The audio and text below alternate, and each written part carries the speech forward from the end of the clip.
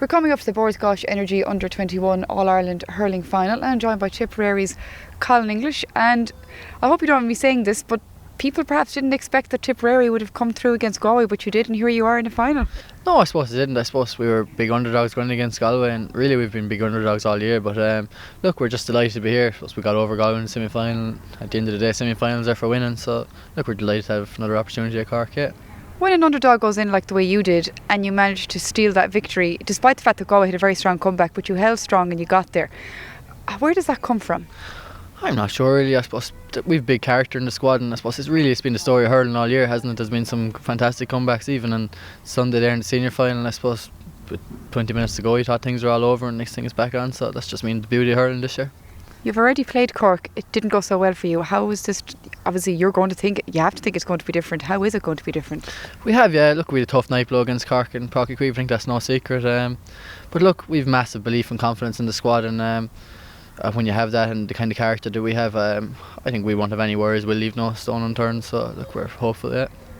What went wrong against Cork that night that you think is going to go right this time? I don't think that night we really justified the preparation that we had put into it. Like, we'd put in massive preparation and nothing really came off for us on the night. Look, we are very confident going forward this time that we'll be able to do the job, so yeah.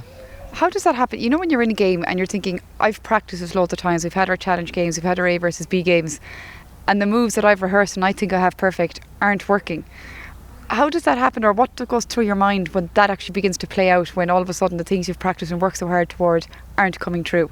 Yeah, I'm not really sure about the process. I suppose it's more about containment of that kind of stuff. But look, I suppose it wouldn't have been the first time that would have happened to any player on any team really. I suppose you're playing clubs, schools, so look, these things happen. But I suppose a lot of it is how you pick yourself up after it and going forward. Look, we'll look to draw on that and hopefully gain from it.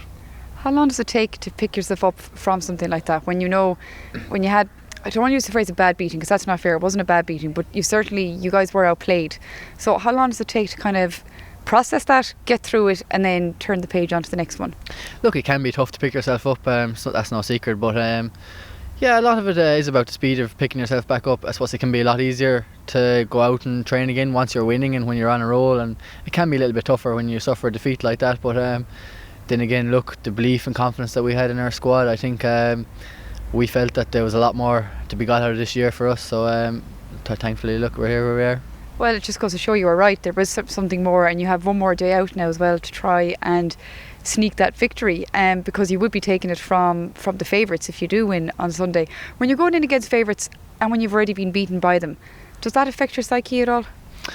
Not really. I suppose underage hurling can be different, so look, we've been underdogs all year. We're no newcomers to this, so we'll have massive confidence in ourselves. And our favourites tags and underdogs tags all year, they haven't really played out how they're supposed to. So yeah, we're great confidence going into it. That's very much a feature in underage hurling and football as well, but especially in hurling, favourites are being knocked out all the time. Is that because you guys are younger and therefore there's less experience going on, or is it just that people know less about you?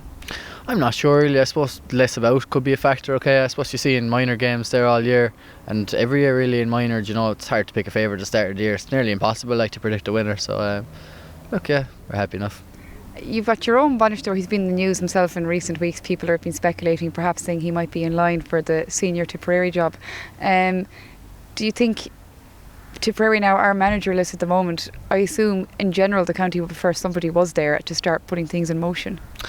I don't know. Look, I'm not really sure what the county board are what their stance is on that at the moment. Look, there's a lot of great Tipperary hurling people out there, and Tipp people are very ambitious, so I suppose we'll see going forward. It was a short summer for the seniors, for the county as well.